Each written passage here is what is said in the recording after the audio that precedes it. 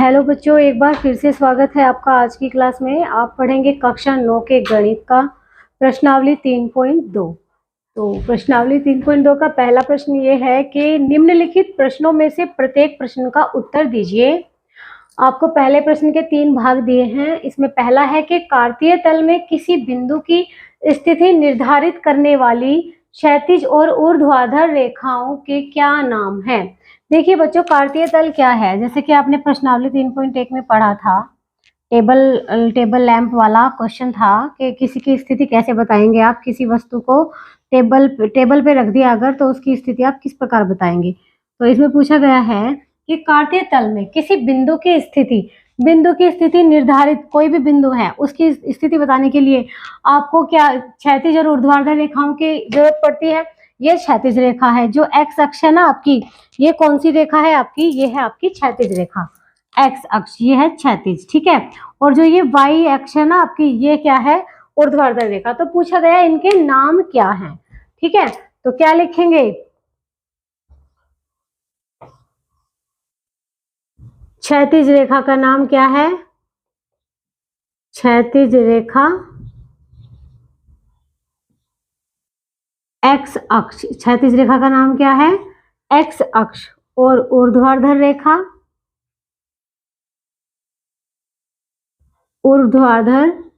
रेखा का नाम क्या है बच्चों, वाई अक्ष, ठीक है।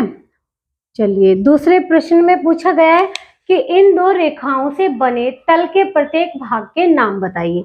अब इन दो रेखाओं से कितने तल बनते हैं, 4 तल बनते हैं। 1 2 3 4, 4 तल बनते हैं। तो इन तलों के भागों के नाम क्या हैं, इनका नाम है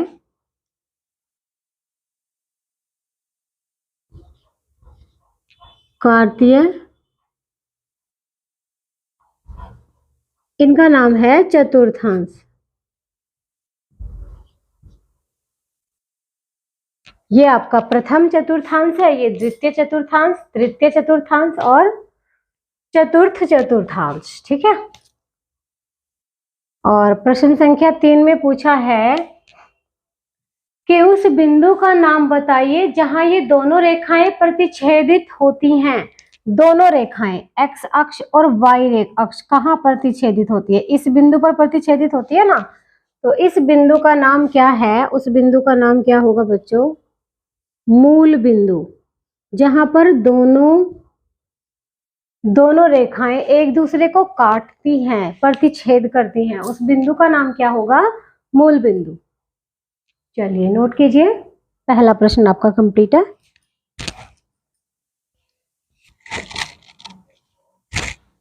देखिए बच्चों, प्रश्न संख्या 2 में लिखा है कि निम्नलिखित आकृति देखकर निम्नलिखित को लिखिए। आपको क्या करना है कि ये आकृति देखकर इन प्रश्नों के आपको उत्तर देने हैं, ठीक है। पहला प्रश्न देखिए, बी के निर्देशांक। चलिए देखते हैं बी कहाँ पर है। यहाँ पर है बिंदु बी। आप देखेंगे ये एक्स अक्ष पर कहाँ मिल रहा है, एक्स अक्ष पर कहाँ मिल रहा है, -5 पर। और वाई अक्ष पर कहाँ मिल रहा है, ये वाई अक्ष है, वाई अक्ष पर कहाँ मिल रहा है, 2 पर।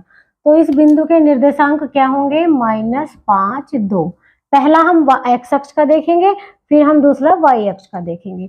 तो बिंदु बी के निर्देशांक क्या होंगे बच्चों, -5 और 2।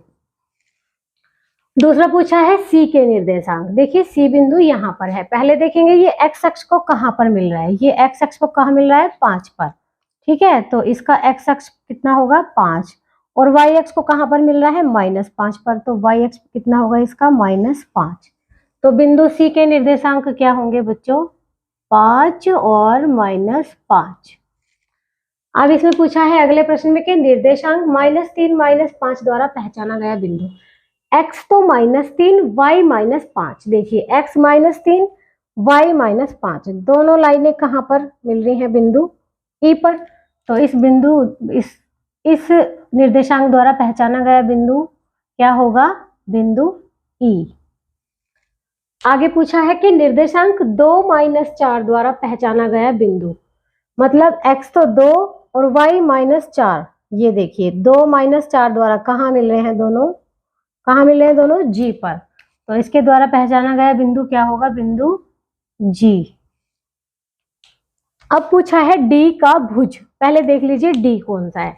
भुज होता है x का मान, कोटि होती है y का मान। ठीक है, तो डी देखिए कहां पर है, बिंदु डी ये रहा। ठीक है, डी का भुज मतलब डी एक्स को कहां पर मिल रहा है, y को नहीं देखेंगे। कोटि पूछी जाती तो y को देखते। पूछा गया है डी का भुज मतलब डी एक्स को कहां मिल रहा है, कहां मिल रहा है डी एक्स को, 6 पर मिल रहा है। तो डी का भुज क्या होगा, 6। ठीक है, डी का भुज क्या होगा बच्चों, 6 होगा। ठीक है, आगे पूछा है कि बिंदु H की कोटि। अब देखेंगे H Y को कहां पर मिल रहा है। H देख लीजिए पहले कहां पर है, H ये रहा बिंदु, ये Y को कहां पर मिल रहा है। कोटि पूछी है तो Y देखेंगे, H Y को कहां पर मिल रहा है, -3 पर मिल रहा है। तो H की कोटि क्या होगी, -3 होगी H की कोटि। ठीक है, चलिए अगला प्रश्न देखिए। बिंदु L के निर्देशांक देखेंगे, L बिंदु यहाँ पर है, यहाँ पर y अक्ष पर है। y अक्ष पर x क्या होता है, 0। तो L का x क्या होगा, 0, और L की y क्या होगी, 5। तो L के निर्देशांक क्या होंगे, 0, 5, क्योंकि ये L कहाँ पर है, y अक्ष पर है, इसलिए यहाँ पर x क्या होगा, 0 होगा। ठीक है, अब देखिए बिंदु M के निर्देशांक। बिंदु M देखिए कहां पर है, बिंदु M x अक्ष पर है। x अक्ष पर है तो इसका y क्या होगा, 0, और x क्या होगा इसका, कहां पर है x अक्ष पर, -3 पर। तो x तो इसका -3 होगा और y क्या होगा इसका, 0। तो बिंदु M के निर्देशांक क्या हो जाएंगे, -3 और 0। चलिए नोट कर लीजिए, बहुत आसान है, कुछ नहीं है इसमें।